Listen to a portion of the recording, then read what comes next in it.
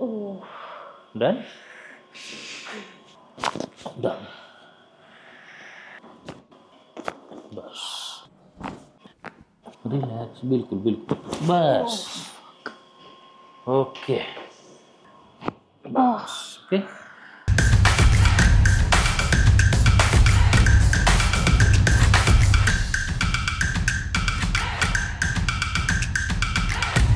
त्यामुळे त्यांनी compulsory deficiency राहून हाडं ठिसूळ होतात. माझा अभ्यास आहे, मी आत्तापर्यंत मी जे केलेला अभ्यास आहे. कारण मला माहिती आहे की ज्या वेळेला आता बरेचसे लोक असतात ना, आता एजेड लोक आपल्याकडे येतात, तर त्यावेळेला मी कधी तिथे MRI बघतो ना, एक्सरे वगैरे, तर मी विचार करतो की नेमका प्रॉब्लेम कशामुळे एवढा झाला असेल. तर पहिली गोष्ट, पूर्वीच्या काळात एवढी काळजी घेत नव्हते लोक, विटॅमिनची B12ची कधी टेस्ट करत नव्हते, आणि ते कंटिन्यू वर्षानुवर्षे डेफिशियन्सी राहून राहून राहून मग ते हाडं ठिसूळ. मग ते सांगतात आले की मला 15 वर्षाचा प्रॉब्लेम होता, 10 वर्षापासून आहे, 20 वर्षापासून आहे, 25 वर्षापासून.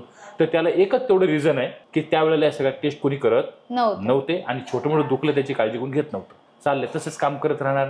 एखादी टॅबलेट घेतली, काम चलाव, पेन किलर घेतली, काम चाललंय आपलं.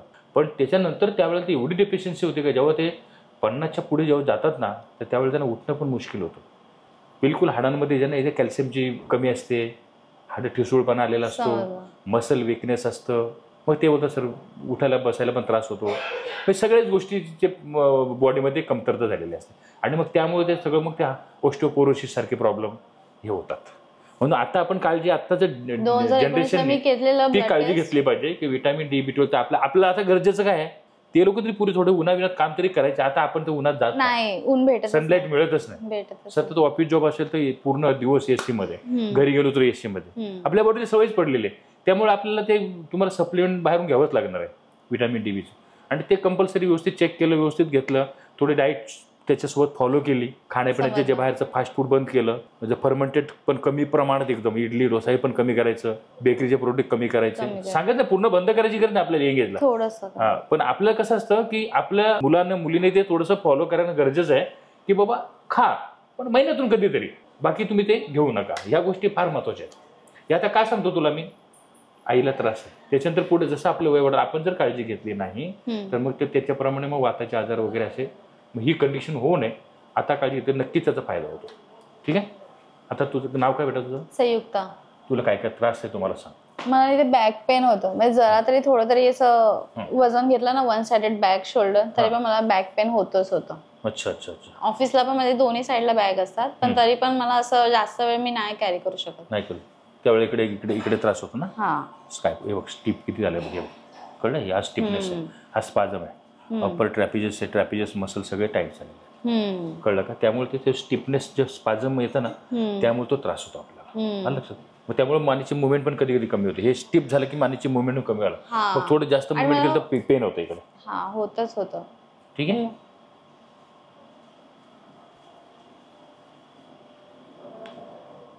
सर्वायकल पण तुला सुरू झालंय थोडं थोडं सुरू झालं. आणि हा T1 जे आहे ना, T1 याच्या बाजूला जे आहे ना, हे ट्रॅपिजस मसलची लाईन आहे, हे सगळं स्टिप होतं, हे मेन असतं.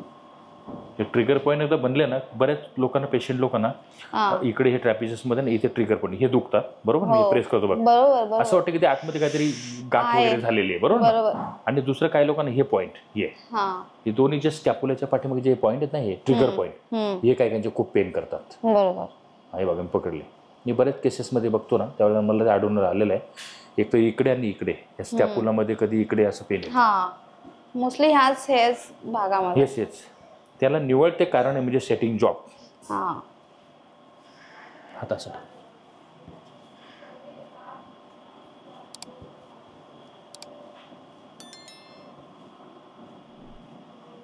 आणि हे पॉइंट प्रेस केले ना, खूप रिलॅक्स वाटतं.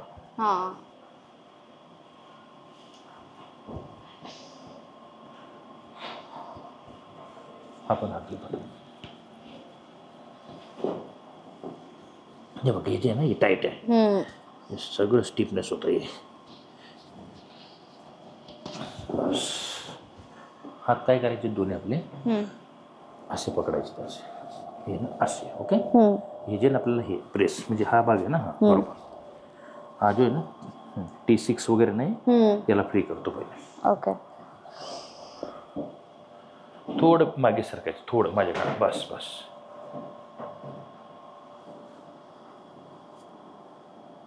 आणि काय करायचं, मान खाली करायचं असं. Okay, same.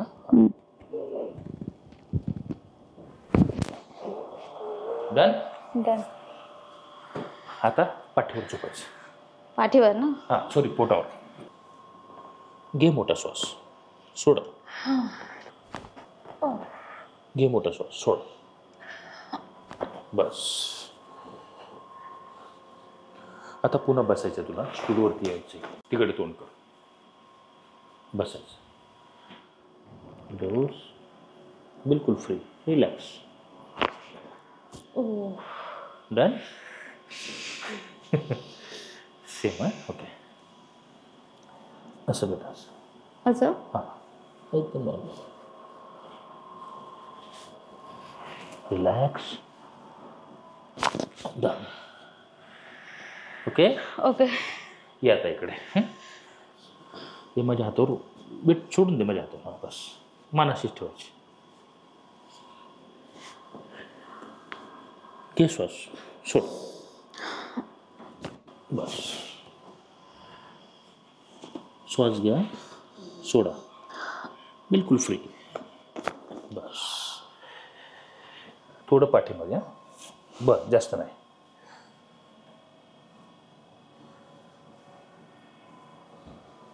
असं फिंगर लॉक करायचं, ठीक आहे, आणि मानाशी ठेवायची.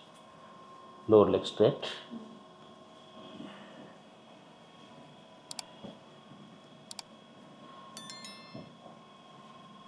बस.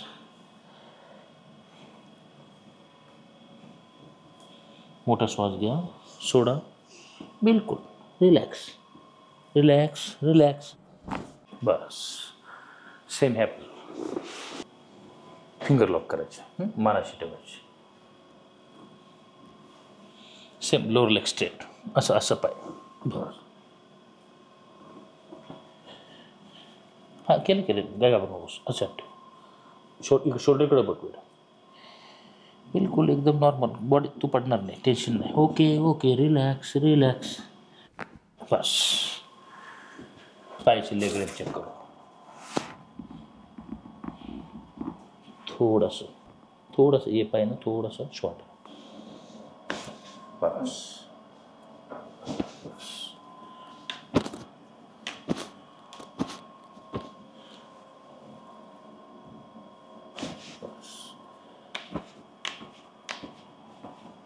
चेक करावी.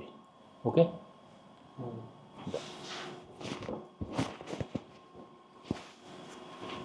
घे मोठा श्वास, सोड, रिलॅक्स, बिलकुल बिलकुल. बस. ओके, कळलं? हे सगळं स्पाझम निघालं तुझं बॅकचं. ओके. हे थोडं हलकं उठून, असं नाही उठायचं. 2 मिनटं वेट कर आणि मग एका कुशीवर उठायचं. हां ओके. हे 2 दिवस जरा हलकं सोरनेस राहतो नॉर्मल. हां तर थोडं आयसिंग करायचं, आपोआप निघून जातं. हां उठून बसायचं आणि उभं राहायचं आहे तुला. लूज. बस बस. आता पकड असं असं. माझ्या फिंगरवर फिंगर ठेवायचे, माझ्या बोटांवर बोटा, तुझे हाताचे. ओके. माझ्या बोटांवर ठेव बेटा, असंच ना? हां ठीक आहे. आधी चालायचं नाही, जागेवर उभं राहायचं, पडणार नाही तो. हां श्वास घे, चालू नको हां चालू नको. हां तू सोडून दे, माझ्या अंगावर अंग टाकून दे. हां बस, पडणार नाही तो. Relax relax.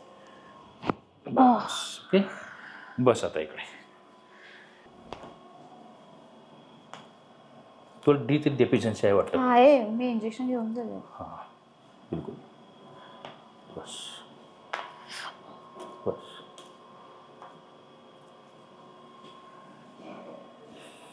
रिलॅक्स. बस. डन. बघ आता चालून कसं वाटतं. खरंच सांग कसं वाटतं आता. नाही, मला फ्री वाटतंय. जे असं हे होतं ते जे हे हेवीनेस आहे ना, पूर्ण गेला असेल. मला ह्या बॅगेचं काहीच वजन नसेल. ते तरी मी अर्धा 1 तास जास्त घेतलं ना तरी मला खूप हे होतं. इव्हन मी शॉपिंगला गेली नाही, ही बॅग पण मी नाही कॅरी करू शकत. आता इथे आम्ही ऑटोने येतो त्यासाठी ठीक आहे. हां बाकी वेळेला नाही, मी तेच मम्मीला आपण बोलते. 1-2 अजून ट्रीटमेंट करूया. बिलकुल मला मम्मीला तर तेच घेऊ होतं, शकतो तुझं या एज मध्ये आमचं आताच होतंय, काय माहिती आम्ही तुमच्या एज पर्यंत येईपर्यंत आमचं काय होईल. नाही, मी सांगितलं तेवढे काळजी घेतली ना काय होत त्याला. मग आता D3 B12 घेऊ हा इंजेक्शन. घ्यायचं. हा मग ते चेक करायचं, एक 5 ते 6 महिन्यामध्ये चेक करायचं. एकदा प्रॉपर चेक करून घ्या आणि मग कमी असेल तर डेफिशियन्सी मग घेत राहायचं. मग महिन्यातून 2019 मध्ये घेतलेलं, त्यानंतर नाही मला नाही चेक प्रॉपर एकदा चेक करायचं. तेव्हा तेवढा प्रॉब्लेम झालेला की मला हे साधे स्टेप्स पण चढताना उतरताना त्रास झालेला, कमी असेल ना D3 खूप कमी झालेला. मग किती होणार ते. मग नंतर इंजेक्शन घेतलं, मग त्याने आता मी अजूनपर्यंत ठीक आहे. ठीक आहे, चेक कसं वाटतं? नाही आता बरं खुश वाटतं. एकदम. हो हो, चल, जा. थँक्यू. Welcome.